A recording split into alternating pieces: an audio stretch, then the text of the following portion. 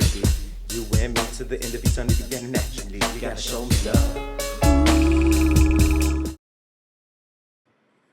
What's good? What's good? What's good? I don't be all day.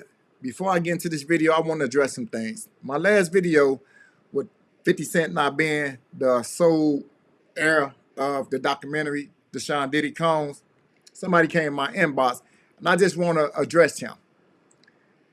And this is what is in my inbox here. He said, dude, you need to do better research because 50 Cent is definitely the execution executive, he can't even spell, executive producer, and the documentary was made in conjunction with 50 Cent G Unit Studio. So 50 is more than just a promoter of the documentary. Well, again, I just, if you go to my comments, I actually sent the video of Jane Deal stating that that's not the case. Which, let me try to. I was doing footage. I had pictures, all the stuff that I had. You know, you could figure out a way to pay a brother and stuff like that. And then I was telling her about some prices that I've already received, and I had the invoice to show it. And then she was calling me like I was lying. I was like, yo, who do you think you talking to? You know what I'm saying? And she was talking about, there's no way nobody paid. Nobody what? I say, first of all you people come with these documentaries and stuff, the first thing you tell me, y'all tell these people out here that y'all don't pay, and y'all pay. If you can make a picture look like $10,000-$15,000, you know what I'm saying? You can sit here and tell me that you're going to pay me for my time sitting right down here with y'all. You understand? So then, one thing led to another. And I was like, all right, well, then, F you. I spoke to 50. And then she said, 50? And this is exact words that came out her mouth. 50 does not determine what goes in and goes out of this documentary. And he definitely don't pay. He determine when somebody get paid. It's not his documentary like that. I was like, oh, so if it's not his documentary and I spoke to him like that, I don't need to be doing nothing with you because I'm doing this on the strength of him. But you gonna pay me if I do it. So it went back and forth, you know what I'm saying, for a little bit, and then they had Kirk Burrows giving me calls and everything like that. What are you calling me for? You know what I'm saying? I'm not. Get out of here. I know what kind of dude you is anyway. Me and you cool and everything, Kirk, but don't call me about no business with this stuff like that. And then what I found out is that he was making a deal, cutting a deal for himself as well as Tim. You understand? And I was trying to get a deal for all three of us. You understand? So that's how them industry cats go. That's what they do. You know what I'm saying? So I'm looking at it like this. So then he called me back again, and I told him, listen, don't you ever call my phone again, Kirk? You know what I'm saying? Because we had got into it about somebody calling him. He told me Groovy Lou called him and wanted to know why Gene's still doing this, the puff and everything like that. And I mentioned it on the Gene Deal show. You understand? I said something. He called me back like I was lying. And listen to me, Kirk. Don't call me about what these clowns and these niggas say right here, bro. And especially don't call me talking about what I gotta fix. When in fact, you know what you told me and you know what our conversation was. You know what I'm saying? So the whole thing about why I'm not in the thing, the lady was talking greasy to me. She had no right to talk greasy to me. And then she told me that 50 didn't have the power to do anything, but they using his name to push the whole documentary. And that's what it was about. Then you got, I was doing footage, I had pictures, all the stuff that I had, So I just want to get that out the way. And I hate that it had to go into this video here. But I just want to address, and I'm not saying he's a troll. He just didn't know. I'm a YouTuber. And I told him, look, Gene Deal, was supposed to be in the documentary. He the one that kicked everything off with these gay rumors with, these rainbow rumors with Puff. He been on the internet 2, 3, 4 years doing this before the case even came about. He should have been in the documentary. Cassidy wasn't in the documentary, And he's saying that he spoke with 50 and he thought himself. And she like, nah, We just use his name to push it. So you heard it from his mouth. And who will be more believable? You know what I'm talking about? Him, who's, was offered, a plate to do documentary. It wasn't what he wanted. Or should I believe you? You know? So that's why I did that. Without further ado, sorry about that. I need to get, that out the way. Y'all should know me. When I give you videos and you can look at all my videos, I don't bring you no bullshit. Everything that I bring you, you know what I'm saying, is authentic to the best of my knowledge. Now, if I bring you something and it ain't, which somebody corrected me on one of them was something, and I double back, I think it was a Fat Joe video, and I double back on this video, and I say, you know what, I corrected it. You know what I mean? But no, I'm not gonna do that. So here, Derrick Rose, according to sources, this injury right here that Derrick Rose had in 2011, 2012, the playoffs, was not authentic. It was fake.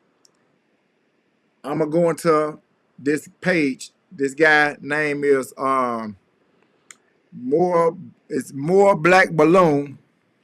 Follow him. He got good documentaries. You know what I mean? And he the one that brought it to my awareness, which I look further into it, and it seemed to be valid. So I'm just adding my spice, my spice on with it. Let me try to get this here because I don't like being too long. All right. So this is him, and I want y'all to listen to what he got to say. Video, man, y'all already know what's going on, all right? Now, after taking a little day off, I came across this clip, right? Now, I know we do a lot of videos on the NFL, we do a lot of videos, NBA, sport topics, especially since the movie Him came out and so on, right? So I saw this short clip that was recent. I think it might have been an interview done a couple of days ago from a former NBA player named Trey Burke. Now, a lot of you NBA fans, you're going to know who Trey Burke is, right? In the clip that I'm going to show you, he said something very simple, but he talked about the doors that some of the higher players, the superstar players, took in the NBA. And he said a lot of the stuff that they do is demonic and dark, right? Something that we already know. And when I saw that clip, another clip popped up. You watch something else is gonna pop up along that topic, right? And it was from a creator on TikTok I've seen before. And it was talking about Derrick Rose injury being fake. And I think that injury was back in 2011, 2012, something like that, at the peak of his career, right? I said, all right, we got to talk about this because I've never talked about Derrick Rose, but a lot of people have talked about this theory, even dating all the way back to, what's dude's name? Rashad Jamal. He even talked about his injury being faked as well, right?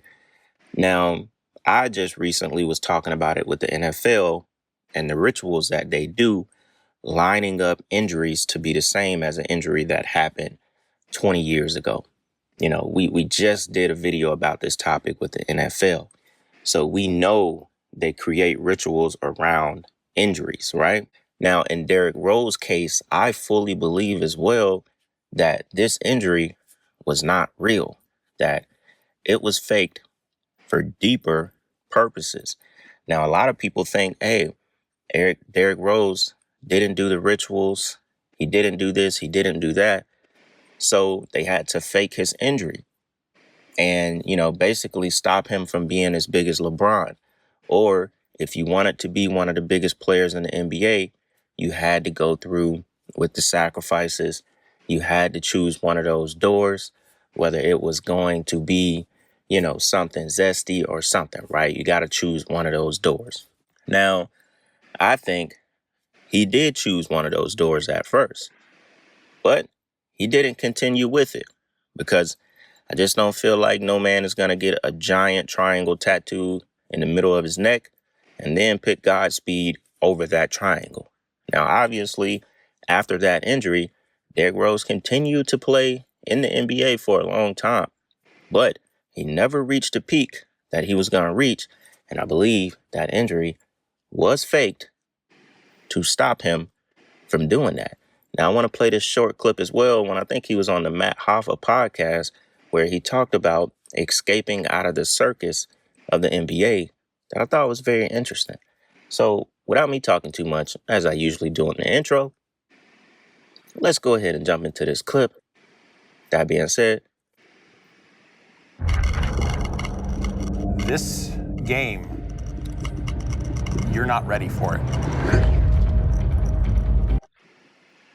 check this out. Before, it was kind of just about basketball. Let me just see how good I can be in basketball. You know what I mean? But once I found that deeper purpose, it made me kind of understand life at a deeper level. And I'm still on that journey till this day. Yes, sir. I'm still on that journey. And I think athletes need to know that. It's a lot of athletes out here that just want to make it to the NFL, just want to make it to the NBA. You got Instagram, Facebook, you got so much distractions, and they just looking at the lifestyle, but they don't know what's going on inside of the person. They don't know what's really going on. Man, you made it to the league, bro. It's the whole, like, they don't put the emphasis on it that I feel like we should get, because it's 1%. it's a prestigious fraternity, bro. Like, straight up, it's not. It's just something that ain't easy to do. So I commend everybody. I look at it like everybody in the world who ever played basketball wanted to go to the NBA, bro. Every kid from every state, from across seas, everything. And some of the people that got to do that, bro, it's a small list, bro. It's 1%, bro.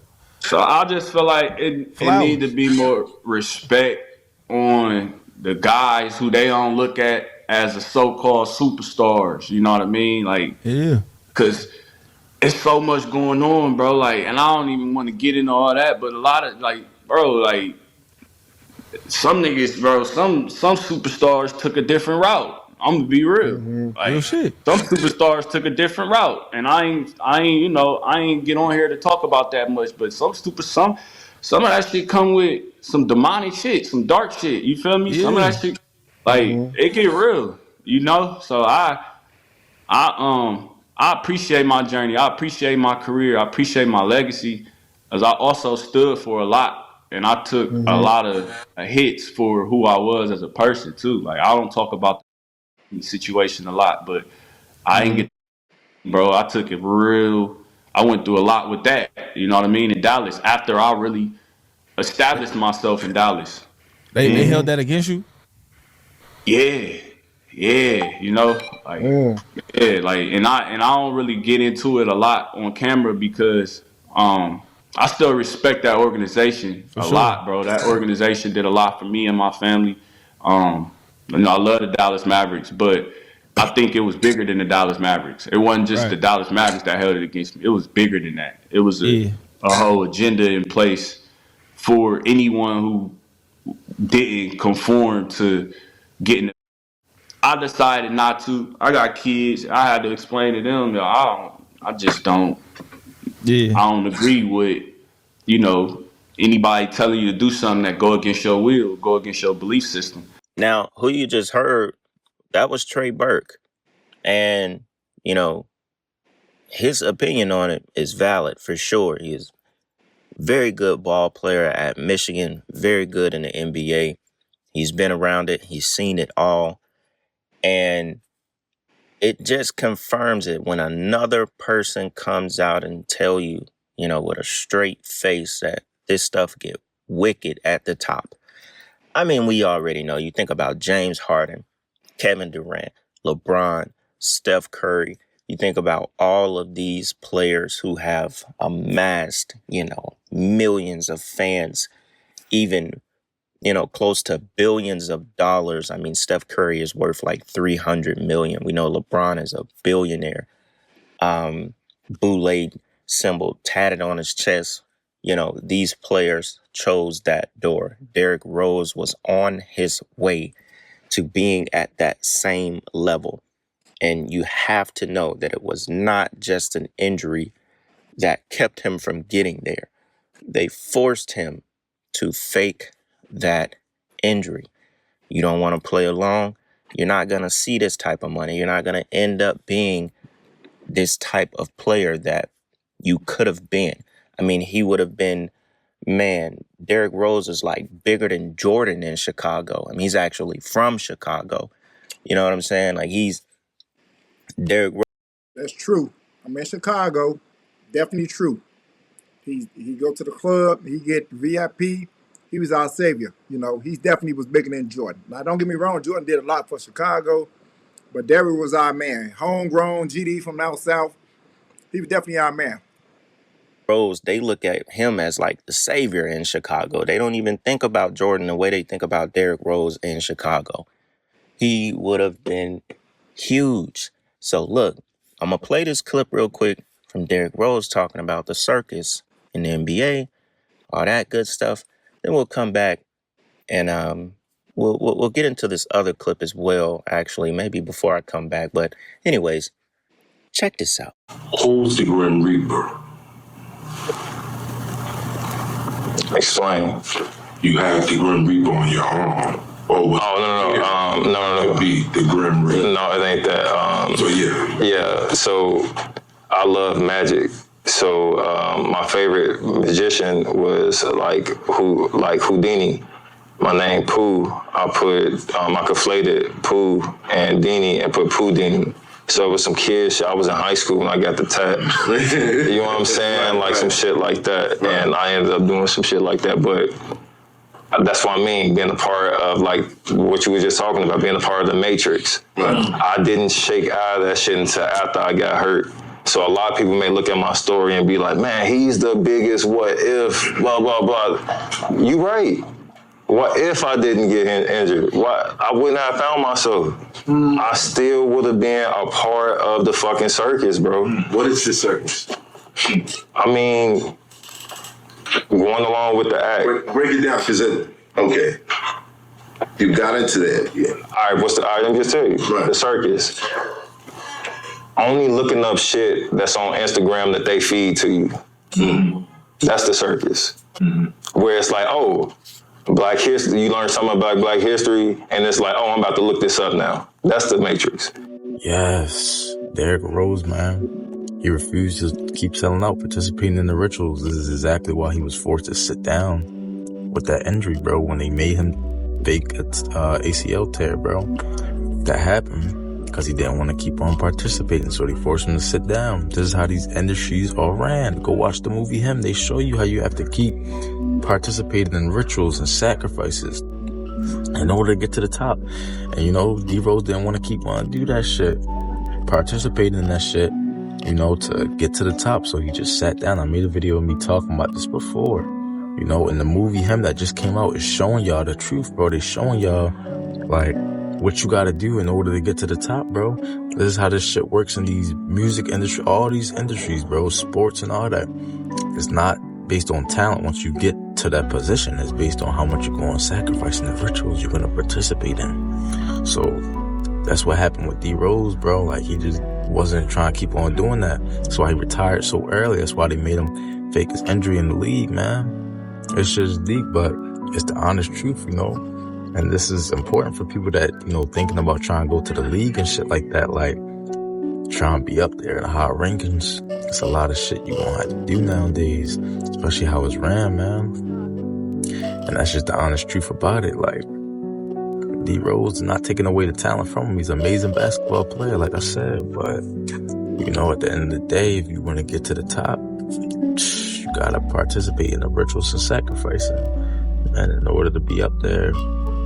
And he wasn't with that, bro. So did a little bit of what he had to do to get to the league and shit like that and make the money he made. But, you know, that's why he just went out with an injury, you know. Wait, listen up. If staff abused you while you were locked up in juvie, you are not just stuck with the trauma. You could be looking at 300 grand or more. That's real money, not Monopoly cash. And most of these... Now, I know a lot of people aren't gonna believe, you know, he faked his injury or he was forced to fake his injury, you know, because he didn't want to participate in the rituals. A lot of that stuff goes over people's head. But I'll tell you what. You see how he don't have that on his neck right now? That, I look like I don't see the triangle on his neck right now. When he first came to the NBA, he ain't had all that shit. But look at him now. As what we just seen. Same with LeBron and, all these Kobe's, all of them had that pyramid. One thing, if they're doing it in the NFL, they are definitely doing it in the NBA. And a lot of these first round number one picks go through these injuries. Rather, it is ritualistically done. A lot of these first round first picks, they miss their first year and they go through these rituals. Derrick Rose was just another example. 2008, I believe, he was drafted first round number one pick. And you're going to be put, and just a couple years later, he has that injury. And if you notice what he said after his injury, he found himself. He was able to see past the circus. That is very important to note because he's telling you without that injury, he would have just been just like anybody else. He wouldn't be where he's at today mentally is what he's saying. I mean, today he's still worth $100 million. So for the people that know basketball, you know what he really could have been in that world. He would have eventually been the face of the league and could have been contesting that with LeBron James. So his story is, it's pretty deep. And it's just like a lot of people was bringing up Ben Simmons under the comments of all the Derrick Rose videos, right? And people was like, Ben Simmons didn't sell out. But y'all remember when I used to do that Initiated series, I did a video in the beginning, which I always credited back to Black Child because he's where I learned it from. And once, we started learning the handshakes and all the symbols and stuff like that, when Ben Simmons was drafted number one, first pick, first round, he also did the Mason handshake with Adam Silver, the head of the NBA. And then 2 nights later, after his first cousin, Zachary Simmons, attended his draft night, 2 nights later, he was hit at 3 a.m. by an all-black SUV and killed. So, it was people like, oh, Ben Simmons didn't sell out. He didn't do this. Ben Simmons sacrificed his first cousin to be the number one draft pick. I mean, you can go and watch Ben Simmons, his draft and to the fraternity that night. They literally did the Freemasonic handshake when he drafted him. It was so on purpose. It doesn't get any more on purpose of the handshake that him and Adam Silver did. But just like in the beginning when Trey Burke said, he was basically like talking about the NBA being like an elite fraternity to get into. That's exactly what it is. And if you're going to get at the top of that fraternity with the Stephen Currys, the James Harden, so on and so on, if you're going to get at that top, you're going to have to do things. It makes me think about James Harden and Lil Baby. Why was they hanging around each other so much at one point? Two people from two different worlds. Why were they hanging around each other so much at one point? See, either James Harden was Lil Baby's handler, or they had stuff going on between each other that they had to do. And they agreed to do it with each other. I mean, it just seemed weird that they was hanging around each other so much. Especially like that time where Lil Baby was looking froze and when they was like in France or Paris or something and it like made that meme, BB, Lil BB, Lil BB. And Lil Baby didn't know what was going on and James Harden had to tell him like, hold on, they trying to take pictures of you. Nigga, get back here, nigga. What? Come back. They trying to take photos of you. You Lil Baby, you famous. These people? Yeah, nigga, you famous. I'm famous? Yeah, nigga. Quit waving. Oh, my God. Joe. Man, back up, man. This nigga don't know what's going on, man. Help him, nigga. A Prada bag because he proud of me. Full of honey buns. With a honey bun. You know what I'm saying?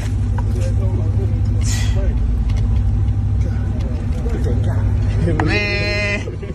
They got serious, man. You hear me, man? I'm on the ground with a honey bun and a honey bun. You got two rich in, man? Two rich in one day, man. And he proud of you. Hey, I've been proud about because you proud of me, man. You feel me? Proud of her because she's proud of you. Yeah. Honey bun. They gonna have to catch up tomorrow.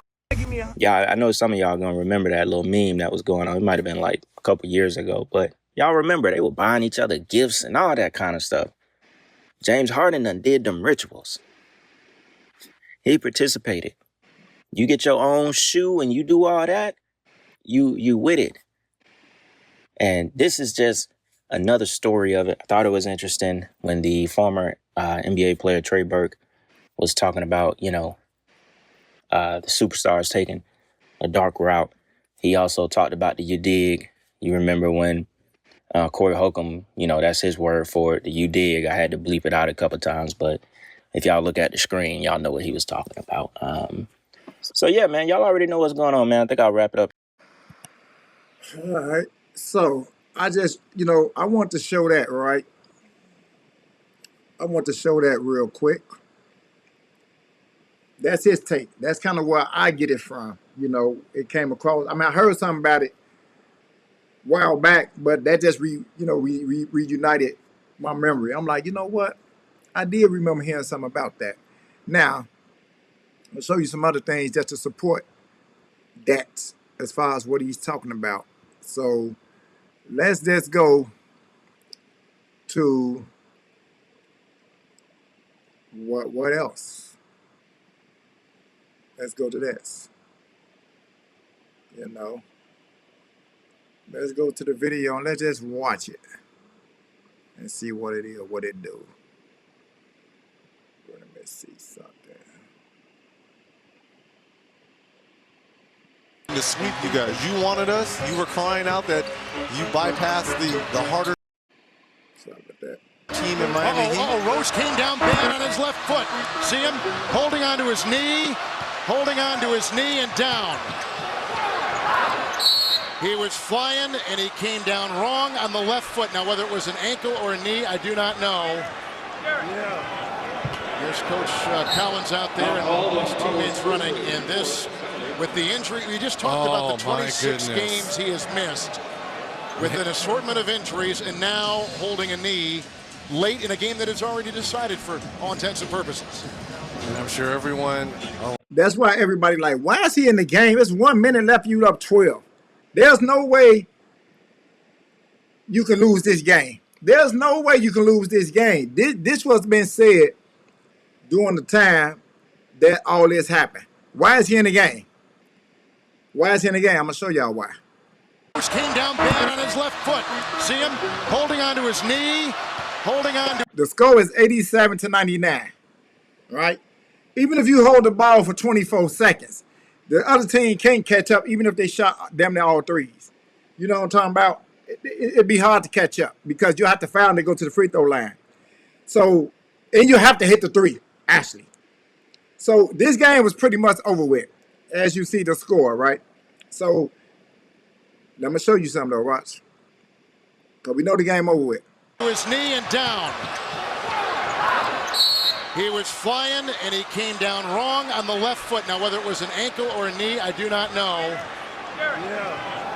Here's Coach Collins out there and all his teammates running. And this, with the injury, we just talked about the 26 games he has missed with an assortment of injuries and now holding a knee late in a game that is already decided for all intents and purposes.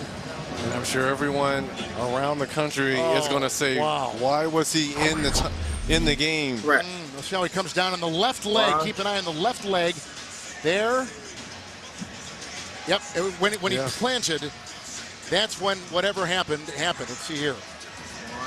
Yeah, it's before he comes down. It's the plant right there on that left leg. There was some give. There was some give on that knee, and you could see it. Looked like it went in, too. That's what I'm saying. Locked up in Illinois juvie at Cook County. Okay, so the Audi home or anywhere else in the system. A global settlement may be coming. I can't pay the $20. I'm sorry about that. So let me show you something else. This is right here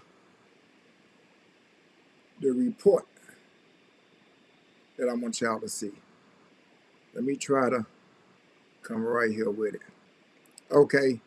Reports that David Stern, hold on, let me bring it in a little bit. David Stern forced Derrick Rose to fake injury as unofficial suspension for gambling, right? Sources within the NBA commissioner office have leaked documents which show that Derrick Rose's knee injury that kept him off the court for the duration of the 2012-2013 season was faked as an unofficial suspension for the former MVP's reckless gambling addiction. This report shows that David Stern approached the Bulls franchise shortly before Game 1 of the 2012 playoff, demanding that he fake an injury in order to avoid casting a negative shadow on the NBA and hurting his otherwise squeaky clean public image. An NBA official who wished to remain anonymous told reporter, Rose gambling has just gone out of control. He's a hypothetic guy, and that manifests itself with all night poker games and off days and casinos, but it's really crossed a line when he started betting on NBA games. According to the source, it was at this point that David Stern decided to have Rose fake an injury so not to hurt the reputation of the league.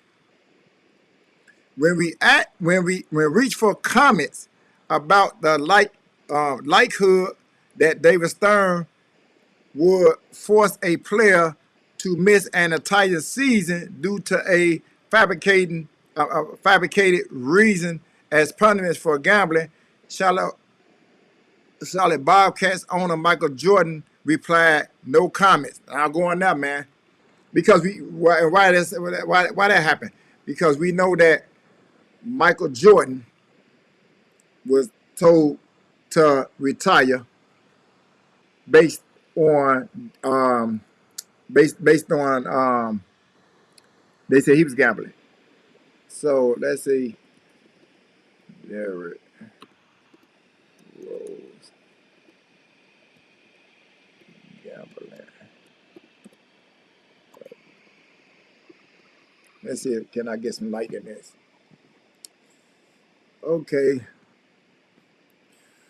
While they're discussing and social media posts alluring to Derrick Rose having a gambling habit, particularly in relation to intense mental challenge he faced with injuries and his upbringing, there isn't widespread official confirmation or extensive media coverage detailing diagnosed public addiction in the same way as other athletes. Instead, Rose had openly discussed his struggles with mental health, trauma, and PTSD, using his platform to encourage conversations about well-being, suggested his challenge might be manifested in a various form of stress relief, but specifically confirmed details about diagnosed gambling addiction scarce and major reports.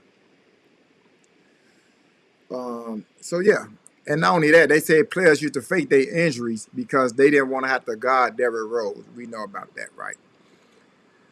So now we know that Michael Jordan was told when his father got killed, it wasn't just random, that these two guys went to kill Michael Jordan's father. Again, Michael Jordan, what I'm saying, he was the biggest guy in the league at a certain point. He's a certain guy in the league that had the NBA, and it was told that he needed to throw that 93 series against Phoenix Suns.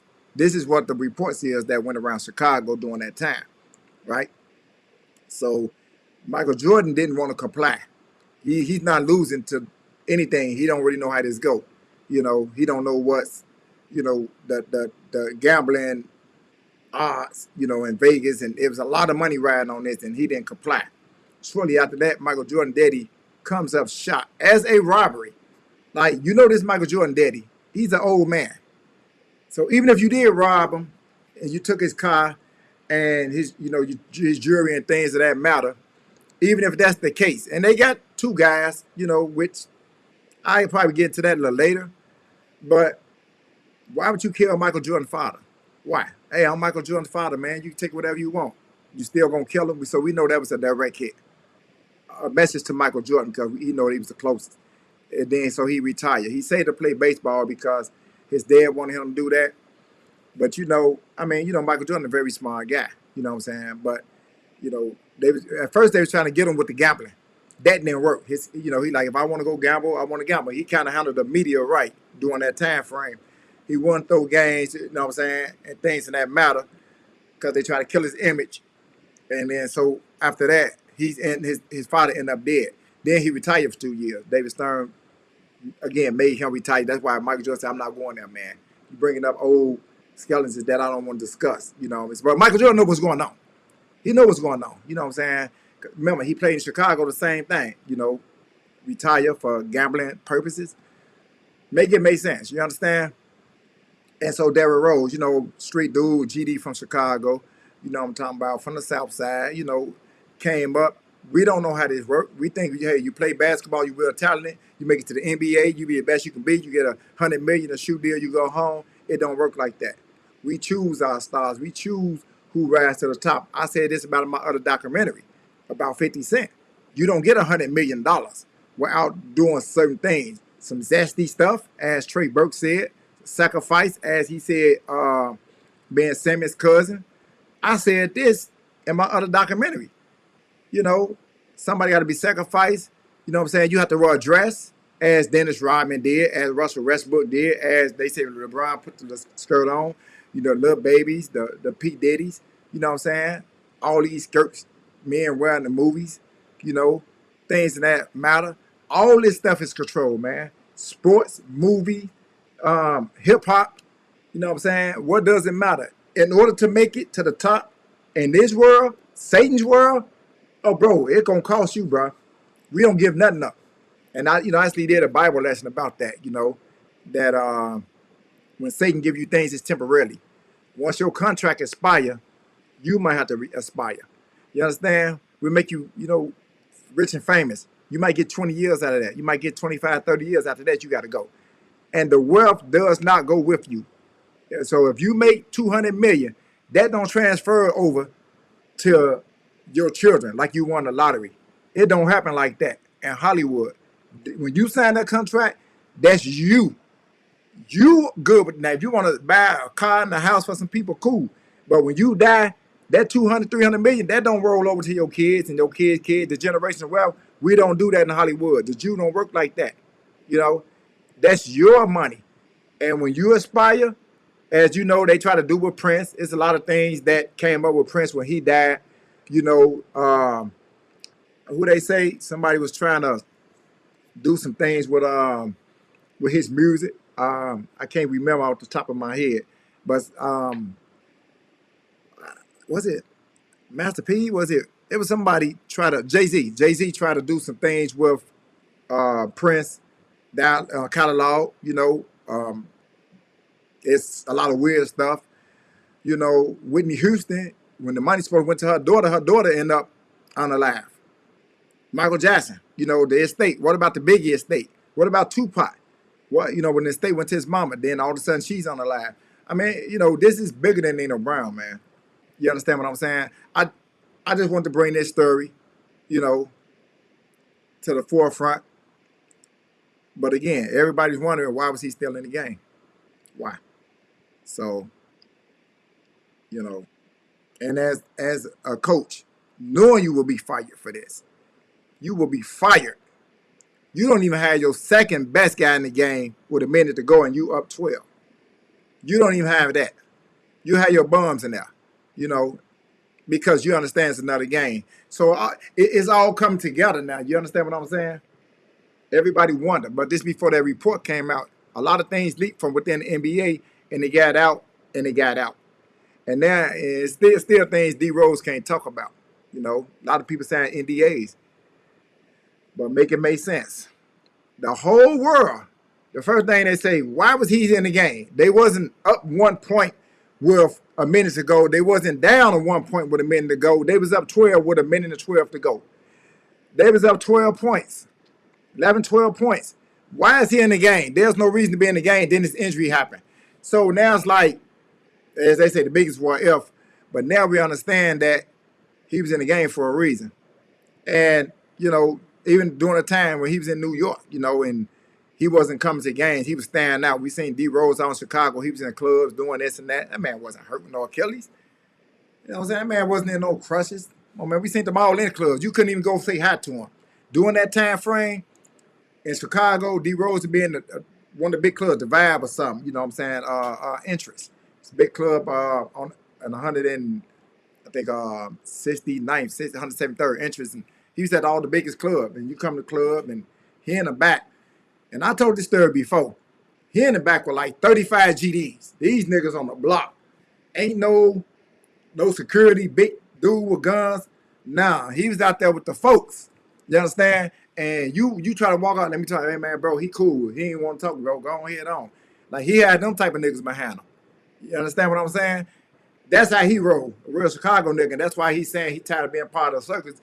When you from Chicago, you real like, look, okay, I got 50 million, I got 100 million, I'm cool. I ain't with all that old funny shit. That just, you know, if you from a certain part, you know, of the hood and you're embedded in that, you ain't know with all the funny shit, bro. Like, you know what, I came from nothing. I got something now. I'm not with the horse and, you know, dog and pony show. That's all I'm gonna come with you, man. I got some more stuff coming up, man. You know what I'm saying? Once y'all rock out, do me a favor. Y'all did good on my last video. You know what I'm talking about? It's up and rolling. You know what I'm saying? The views getting up there. The more y'all support me, the more I'm gonna bring y'all good merchandise. I need y'all to like this video. You know what I'm talking about? Like the video. If you ain't subscribed, subscribe. Bring you some good shit. You know what I'm saying? Until then, I'm out here, man. I'm going to get up with y'all. Again, you know, every day I'm going to try to bring you something through, and we'll just see how it go. I'm out.